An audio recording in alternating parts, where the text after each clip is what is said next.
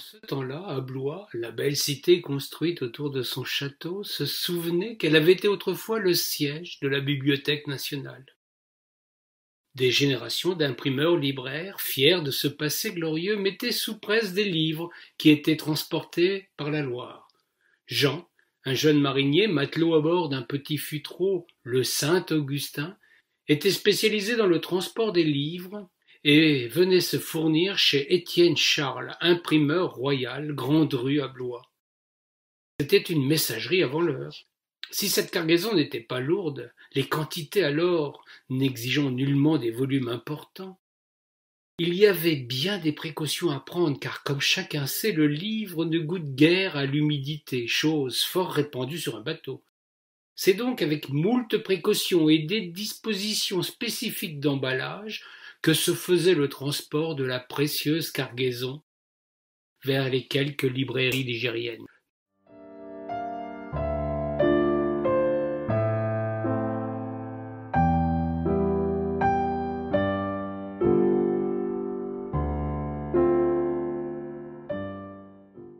Nous sommes dans la France d'Ancien Régime. L'achat d'un livre demeure un privilège. Les libraires vendent leurs ouvrages surtout à ceux qui ont de l'argent en plus de savoir lire. La lecture diffuse également dans le peuple grâce à quelques colporteurs qui portaient les livres dans les campagnes. Le commerce du Saint-Augustin était particulier. Peu de voituriers se seraient lancés dans une activité aussi spécifique. Monsieur Paul, le patron, était un amoureux de la lecture. C'est ainsi qu'il joignait l'utile à l'agréable en faisant métier du transport des livres. Les imprimeries royales se trouvaient alors à Bourges, Châteaudun, Blois, Rennes et Lyon. Le voiturier était en relation commerciale avec ce réseau afin de fournir des ouvrages aux libraires des grandes villes de Loire, où venaient également se fournir les colporteurs. Les plus connus de ces diffuseurs de livres étaient Noël Gilles dit la Pistole, qui avait une charrette tirée par 2 chevaux et constituait le véritable bibliobus de l'époque. Il allait de Montargis à Gien, de Gien jusqu'à Étampes, fréquentant toutes les grandes foires. La foire des Cours, la foire Saint-Georges, la foire de la Maille d'Or et bien d'autres encore, vendant des livres religieux, des classiques avec Montaigne, Voltaire ou bien Rousseau, mais aussi des romans comme Robinson Crusoe, Le Diable boiteux ou bien Le Paysan parvenu, les succès de l'époque. Il méritait bien qu'on raconte son histoire, mais ceci n'est pas la nôtre aujourd'hui.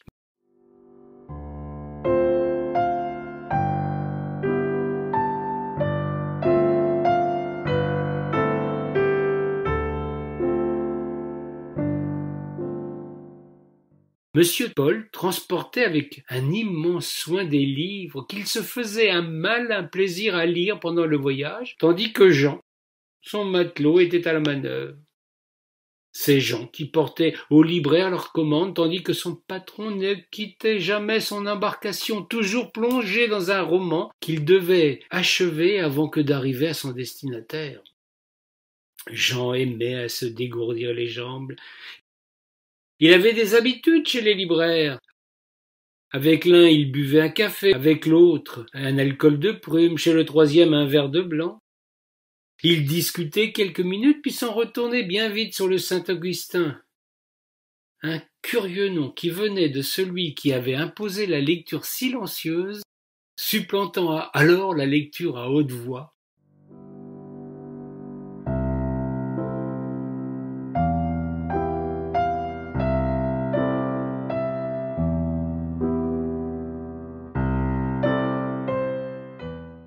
Jean aurait aimé que son patron lise à haute voix.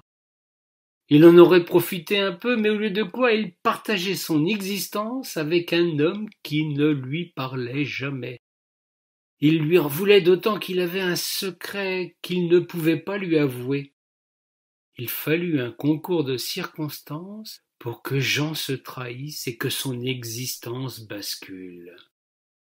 Le colis du jour était destiné à la librairie Nouvelle d'Orléans, une maison fondée en 1545. C'est vous dire si elle était connue sur la place.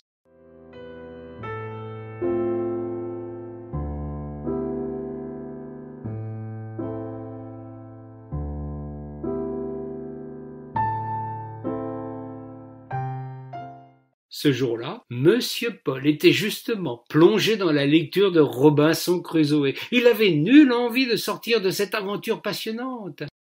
Il suivait avec enthousiasme les péripéties rocambolesques, tremblait pour le héros. Plongé qu'il était dans ces pages, il était incapable de s'intéresser à son compagnon. Jean toussa pour attirer son attention. L'autre, au lieu de lui parler comme à l'ordinaire, lui indiqua d'un geste le colis à livrer. Jean sentait l'humiliation monter en lui. Il patienta, toussa, se mit à ranger un bout, refit soigneusement les nœuds d'amarrage sans que son patron daigne s'occuper de lui.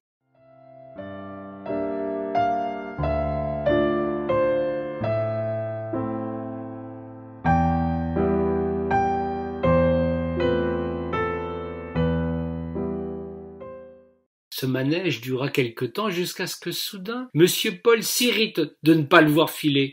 « Qu'as-tu donc à te berdiller de la sorte? Tu devrais être déjà revenu. Le libraire n'est pas si loin de la Loire.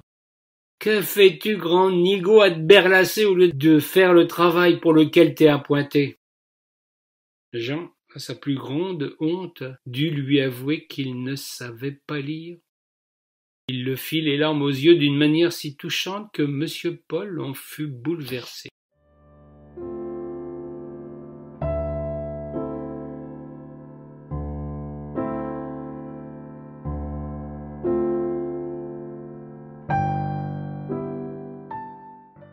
Cet homme, indifférent à tout ce qui se passait autour de lui, au temps qu'il faisait, aux conditions de navigation, aux bateaux de rencontre, cet homme qui passait sa vie plongé dans les livres comprit que son plaisir était inaccessible à celui qui partageait son existence.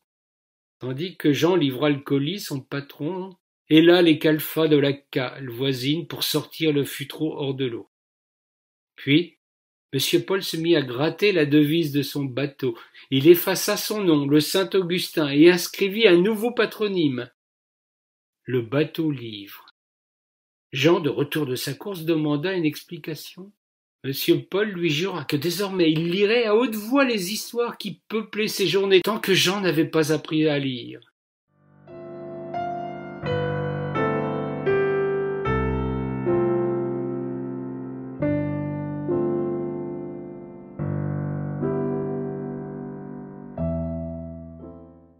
Puis ils remirent le bateau-livre à l'eau. Ils avaient livraison à accomplir à la Charité-sur-Loire. De ce jour, Monsieur Paul s'arrêtait 1 heure avant le coucher du soleil pour prendre le temps d'apprendre à lire à Jean. Son matelot fut un élève attentif et studieux, d'autant plus que la lecture à haute voix lui avait fait découvrir les trésors dont il ignorait tout jusqu'alors. Jean devint rapidement lecteur. Il lui fallut plus de temps cependant pour acquérir la technique nécessaire pour lire à haute voix. Quand ce fut le cas, à tour de rôle, l'un des deux lisait tandis que l'autre était à la manœuvre. Jamais on ne vit sur la Loire bateau plus curieux que celui-ci. Les mariniers qui croisaient cet étrange équipage avaient des impressions mitigées. Les uns les prenaient pour des fous, les autres souriaient et les enviaient.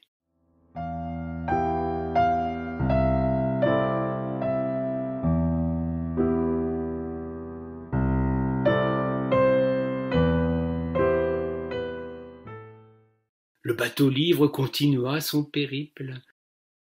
L'époque n'était pas encore à la mode des romans fleuves. Pourtant, c'est bien sur la Loire qu'on pouvait entendre déclamer des aventures fabuleuses.